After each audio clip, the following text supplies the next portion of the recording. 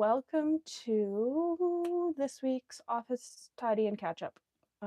Because just let me set this up on dashboard. I haven't been able to be in my office all week. The last day I was allowed in my office was like 3 days ago. More than. When was the last day I was allowed in my office? I want to say Sunday. Sunday feels right.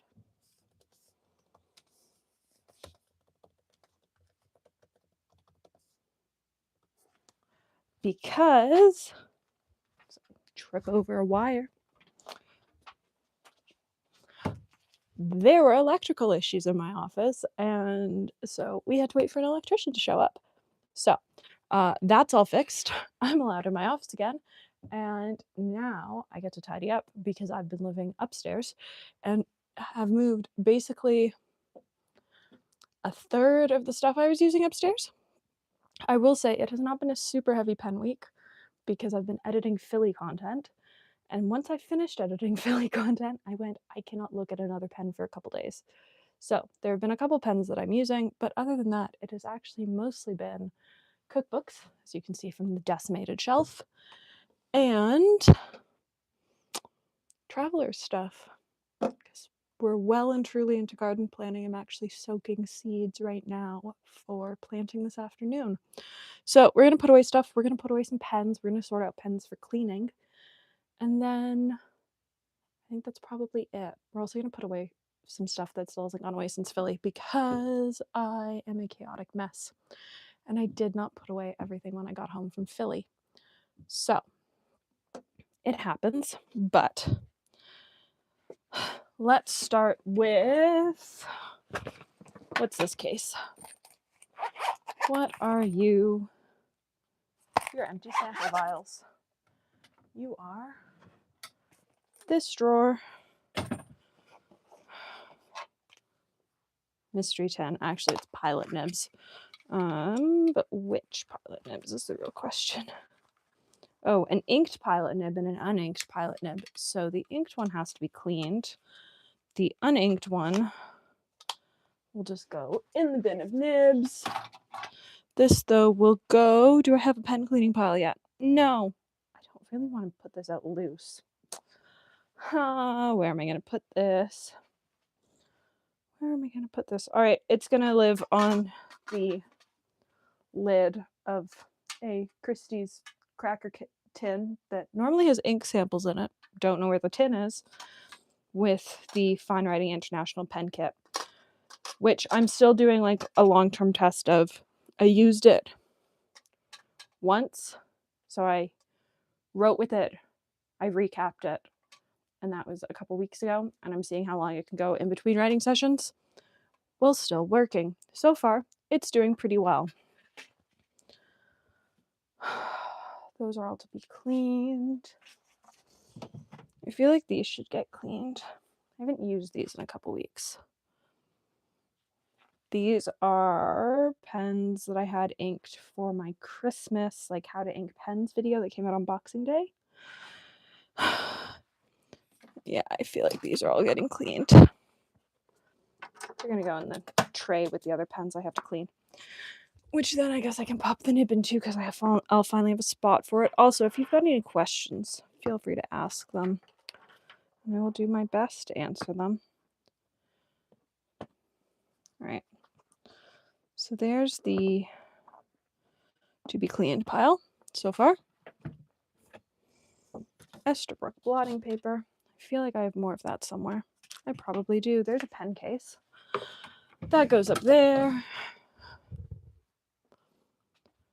And then we have a Delphonics bag, which is not as heavy as it's been in the past, but it's still pretty heavy.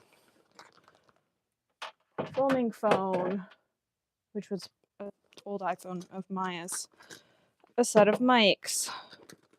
An adapter for mics. My current favorite pens. I know I've talked about them before. I talked about them in a Goldspot article. I've talked about them in my Goldspot recap article. I sort of forget how much I like these pens until I start to use them again. And then I remember that I absolutely adore these pens. So these are the Zebra Sarasa 05 vintage colors. Are these my favorite colors in the vintage set? No. Are they a super great selection of colors in the vintage set? Yes.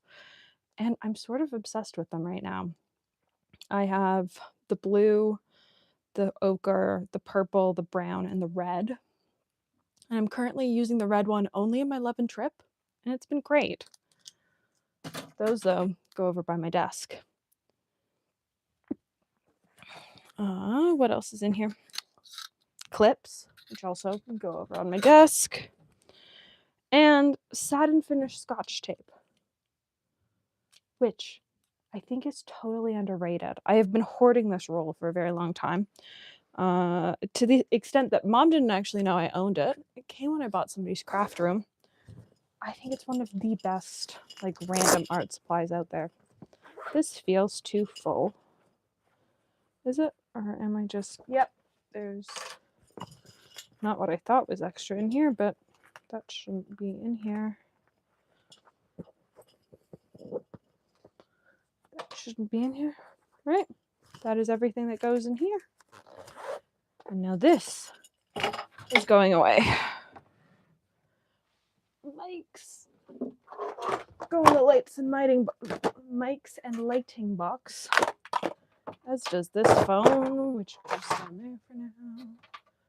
These are headphones, which I'm going to want at some point. Back to the desk. I have to say, so I've redone this office now that it's got the new bookshelf desk in here. And I like the new setup. I've now got like my little cubby of supplies right next to my editing desk. And I really like that. I've never had that before with any of my desks.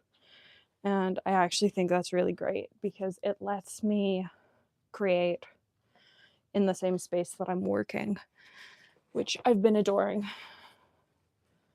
This bag is really heavy.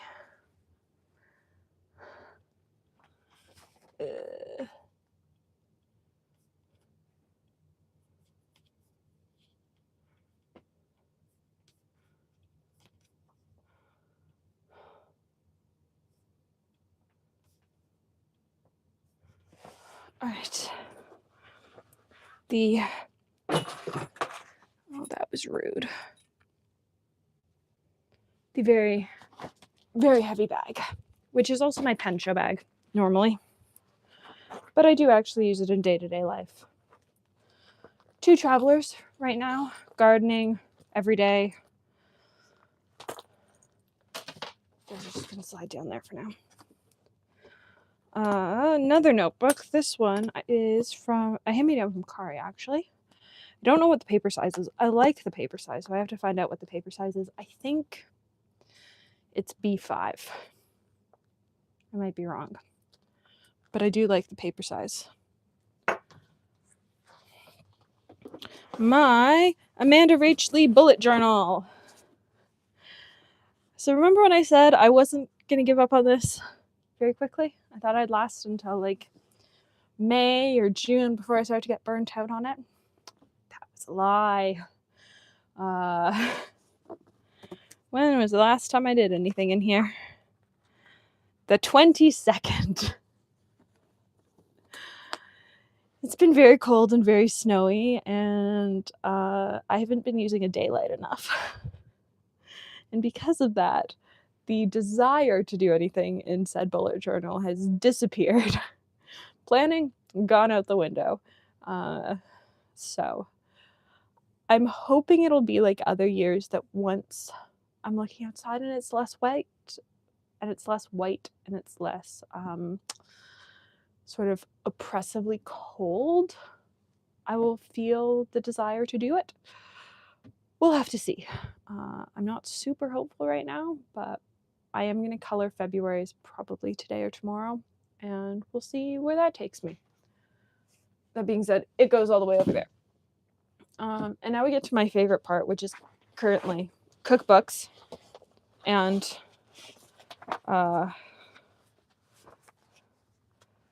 garden catalogs. So Richards and Silver Creek Nurseries, two great Canadian nurseries that are not that far from us in southern Ontario. And we just ordered trees, so they'll be here. I say just, we ordered trees like a month ago because we learned our lesson last year. And we're not doing that again this year. So this is why I needed the satin tape. This cookbook was really great.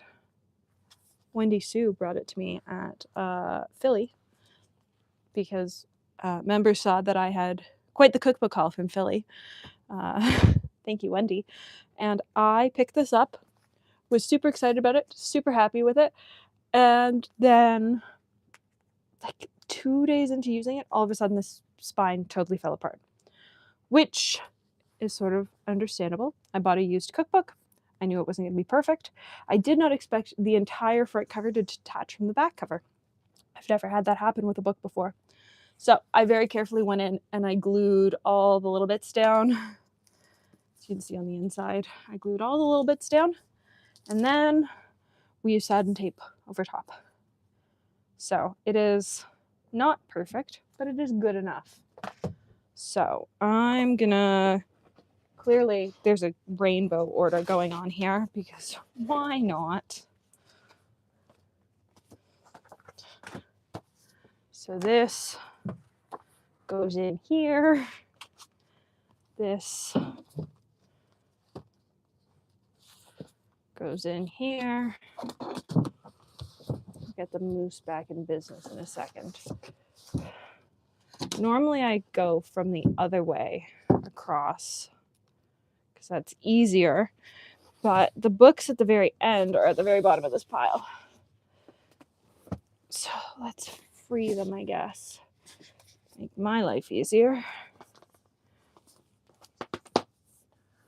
All right.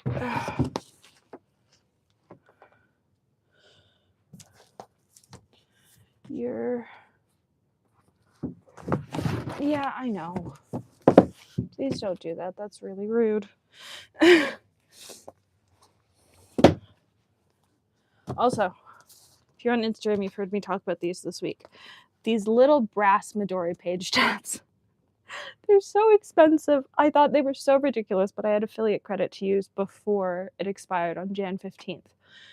And so I ordered a set because I was like, I always need little bookmark things, and I don't love the sticky tabs depending on the book. Depending on the paper, they sometimes tear. And sometimes I want to mark things permanently. I was like, I'll just order a set. Then I've got a set. I'm sure I'll find a use for them. And there's something that I'll never buy normally at retail price. And I'm loving them. And I'm like, I wish I had ordered so many more sets of these because I've almost used all of them up in books, marking things that I reference all the time. And I have discovered there's a company that makes little like flat ones. But I like that these ones sit out. So I'm probably going to have to buy more of these. I don't know that I'll buy the brass ones. The brass ones are more expensive than the other colors, but I am very partial to the brass ones. Oh, I think I decided that you went in here last time. Yeah, sure. Do that. That's fine. Oh, you're actually blue.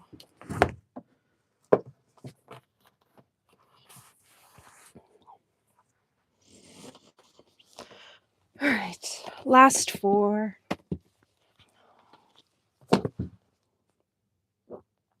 Oh, this is a new acquisition this week. Mom and I went to a thrift store and this was $4. And what I love is that in the back of it, it tells you all the chefs and all the European restaurants they've worked on. So I bought this very pretentious cookbook. Oh.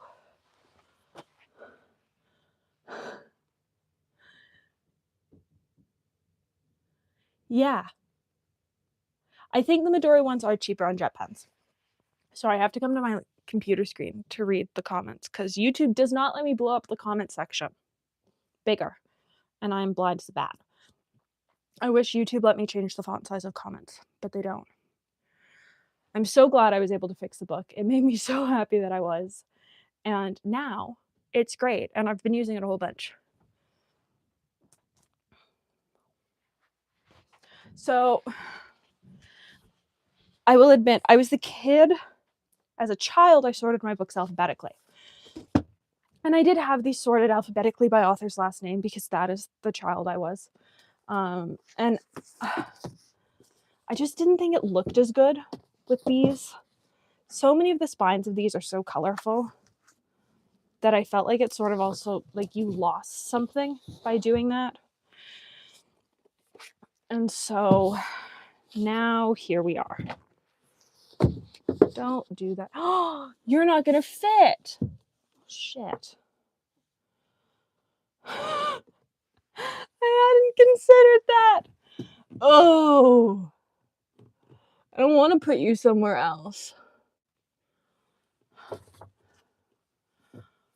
You're too tall. You're not too tall because there's a lip on the inside. I'm just never going to be able to get you out easily. No, you are too tall. You're too wide. Oh.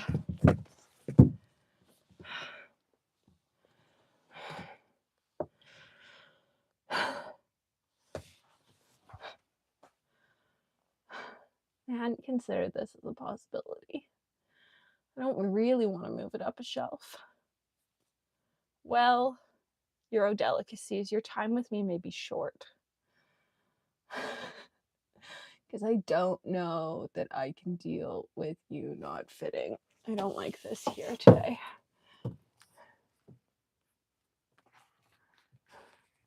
Something tells me that you were actually back here and you were in here.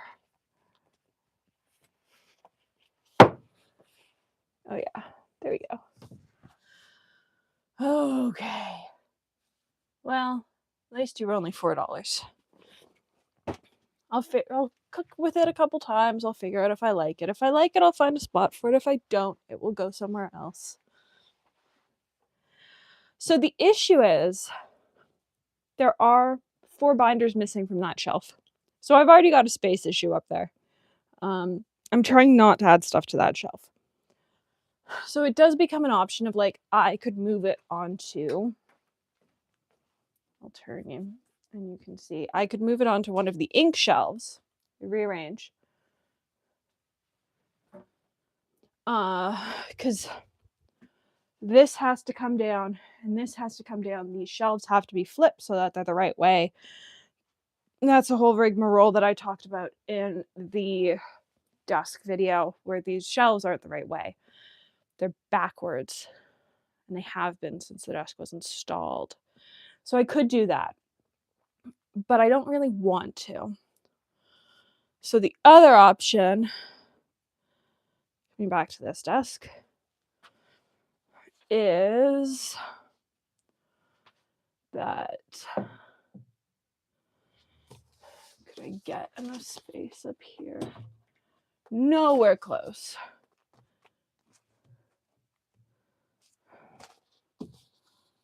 There is there. Okay.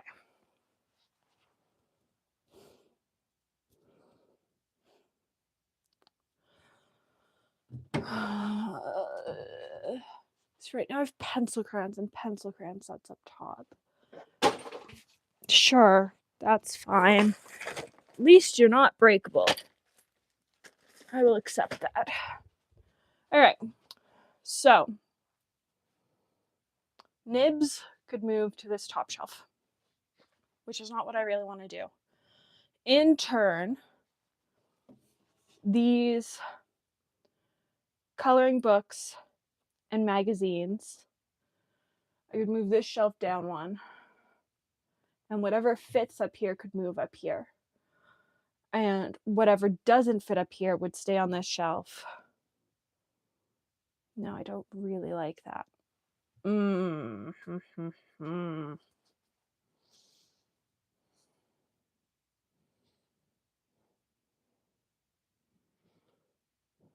other reality is I might just hate the cookbook once I start cooking with it. But it is partially written by Michelin star chefs all over Europe, and it's dessert recipes they love, so I don't think I'm gonna hate it as somebody who functions off of carbs and sugar.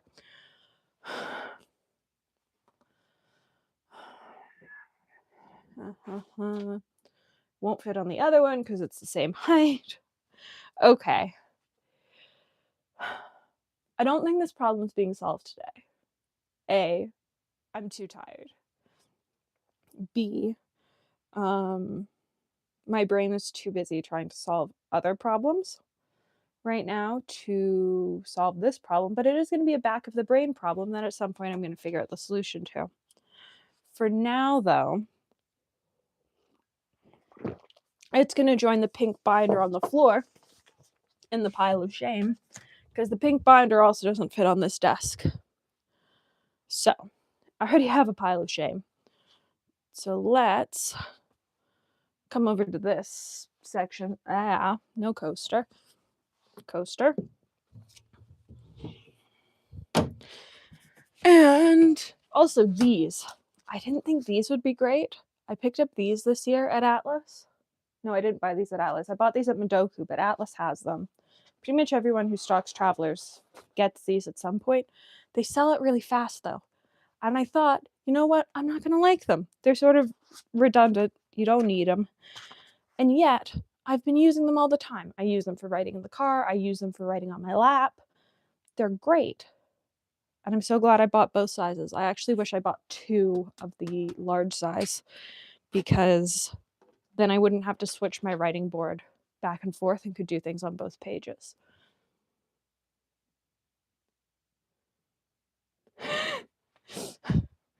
It's a good insult. All right, Travelers. Also, there will be a story about the Levin trip. I did get a DM about it a couple days ago on Instagram about the fact that it's the wrong color. I know it's the wrong color. There's a very long story about why it's now the wrong color. Some things happened. We're just going to leave it at that.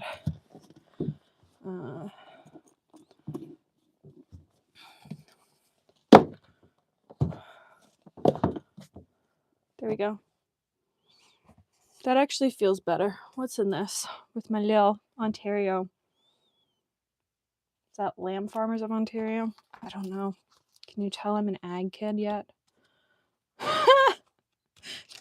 If not, the fact that this Travelers is just amateur hunter adult courses should give you a pretty good indication that, well, this is a pen account. I was also an partial ag kid and am now partially an ag adult. I do really like this cookbook collection. I have to say, like, this is a household that has no shortage of cookbooks. There are shelves and shelves of cookbooks upstairs. But the thing about these cookbooks is they're my cookbooks. Some of them I bought when I was going to first year university. Some of them have been more recent acquisitions. I have a couple more upstairs that haven't come down because they're actually in rotation.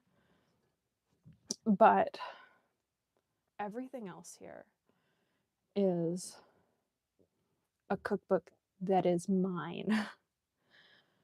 And I sort of love that. It's also interesting. These two have the same logo on them, but are 2 different publishers. One's Quarry and one's Fair Winds. I love this cookbook collection. It's also really random. It covers a whole, thing from like Canadian classics from the Laura Secord cookbook, which I think most people's grandparents had, to several Jewish cookbooks. Because if you're dairy free, I've found over the years that kosher meat cookbooks for high holidays are the best dairy-free dessert cookbooks. So I have 2 actually. because they don't mix meat and dairy. And so there's never going to be a cookbook for meat holiday that has dairy in it. And if you're dairy-free but not gluten-free, it's really hard to find a good dairy-free cookbook. So I have 2 actually kosher baking cookbooks that are both, well, one's dairy-free and one has like changes for dairy in it, which are great. Dairy-free baking's hard. I think that's the hardest thing. Like, good dairy-free baking's hard. And then a whole bunch of different vinegar and drink ones, because when you can't drink alcohol, drinks can be really boring, but you can make them really fun at home. And so that is my personal cookbook collection. It is expansive. I suspect it will get maybe more expensive. I'm being more picky though. There are a couple things I'm looking at secondhand, but really I only buy my cookbook secondhand because there are so many cookbooks out there that I think I've only bought one of these new. And that was, oh, I bought 2 of these new. I bought this one new and I bought this one new. It's because I couldn't find either used. Other than that though, I buy everything secondhand.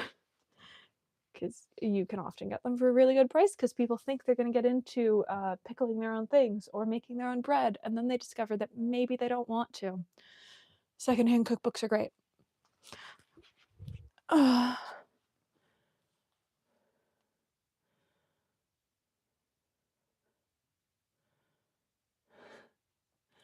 Pens, watercolor, culinary stuff, ag stuff, it all works. It does. I remember at one point saying to somebody that I was happy when I was just as comfortable wandering a fish farm on a tour with a group of people in agriculture as I was at a pen show. Like, I could keep up with the conversation, I knew what was going on, and I could participate in the conversation. I was so happy because I could balance both worlds. It's interesting to be someone that's been around agriculture all their lives. I find there's a real disconnect in the world between food on your plate and where it comes from and the people that produce said food. And I've always grown up knowing where my food was coming from because my family was in agriculture. Well, my parents weren't, my grandparents and my aunts and uncles were. Dairy-free baking is so hard. It's easier when you find people that are really good at it, and because Jews don't mix meat and dairy, they're already really good at it. And so I just go for people that I know are going to be really good at it. And I've found over the years that like dairy-free Jewish cookbooks tend to be the best baking books that I've ever tried. Also because they very much don't mix meat and dairy, and so you are never going to find a dairy-free cookbook that has any ingredients that include anything to do with dairy. Ooh. So currently, this one is my favorite. It's called Zero Proof, Drink Some More. The other one is called Wild Drinks and Cocktails. It's published in the UK. That being said, it's not all non-alcoholic. You just sort of have to pick and choose your recipes and you can make things non-alcoholic. But Zero Proof is one of my favorite non-alcoholic drink cookbooks. I've only had it since Philly, and I've made 3 of the syrup she uses in it. And I've used them in like soda water from a soda stream, and then I've used them in like tea and stuff, and they're delicious. That being said, there is like a learning curve, and if you don't live in a household that has the ingredients, you might have to go out and buy some stuff. I also found that Abe Books in the States had a whole bunch of copies of it. especially in the beginning of January. So I think people got it for Christmas, thinking they were going to, make their own non-alcoholic drinks, and decided against it. And so I think retail on this was like 25 USD, and I think I got mine for like $9, including shipping. So I would say, see if you can pick up a secondhand copy. My copy is secondhand and is pristine. There is not a scratch on it. The spine was not cracked. I think the person got it for Christmas and didn't even open it. So I love it. It's great. And so far, it's been really nice. And it's also got a really good index at the back. So if you want to look up things by like flavor profile, so basil or things that include bitters or things that include blackberries or blueberries or grapefruit or jalapenos, like you can do all that. I find that sometimes the index for non-alcoholic drink books or books on drinks in general is not great. This, though, is my favorite. I think it will probably be my favorite for a long time because it is just very complete in its instructions. And luckily, like, we keep a fairly stocked spice cabinet and a fairly diverse group of vinegars in the house. And because of that, I've had no issue making the recipe so far. But I think if you don't keep that sort of stuff on hand, it might be a little bit more challenging. You might have a bigger upfront cost. So far, I don't think, other than buying the book, there's been any input costs because I've just been raiding the cellar and the spice cabinet. So it's been great. I love it. It's made me very happy.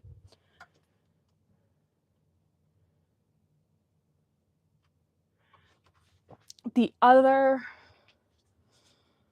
good one is, well, there's one recipe I really like in artisanal drinks, and that's the lavender lemonade syrup. That being said, this book is not non-alcoholic. It's delicious alcoholic and soft drinks at home. And so if you're trying to make them non-alcoholic, you do have to do a bit more work. But I do find the syrup recipes in this book excellent. So, if you have a friend that wants the alcoholic recipes and you want the non-alcoholic recipes, that's great. I only use about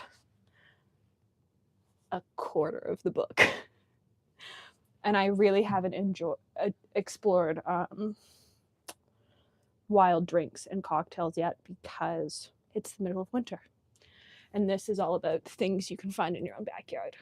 So I will probably start exploring this more in a couple weeks when we're looking more at plants and sort of herbs and spices to grow.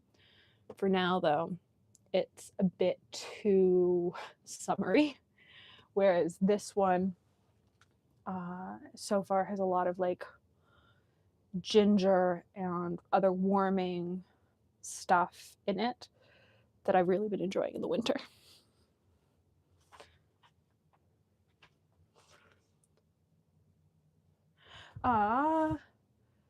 This is, so here you go.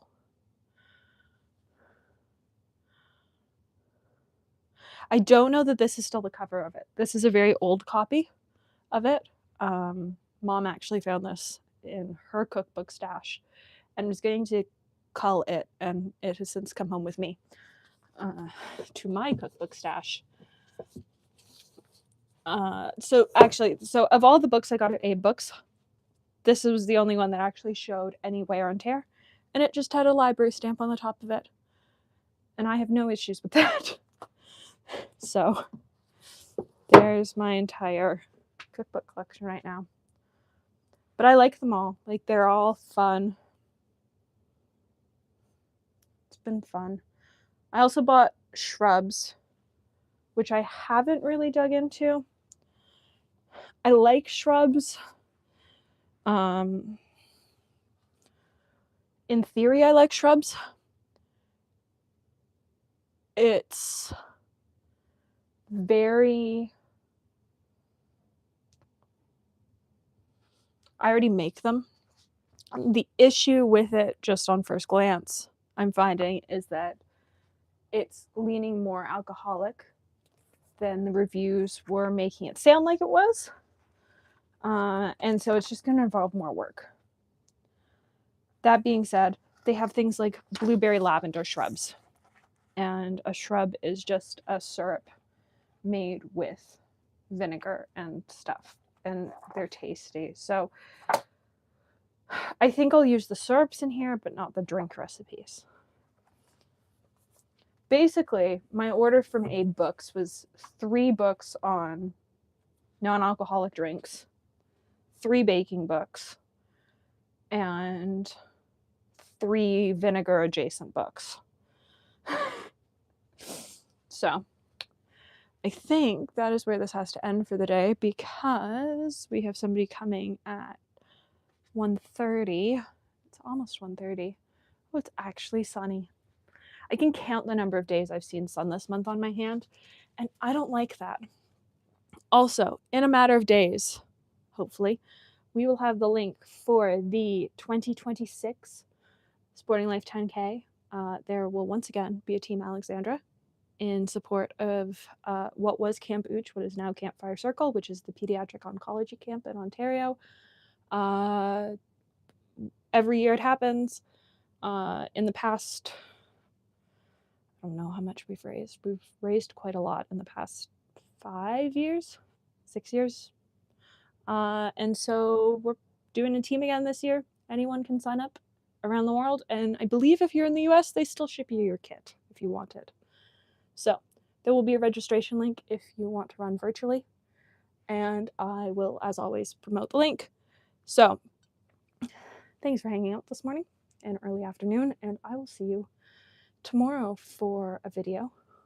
My arm is really shaky.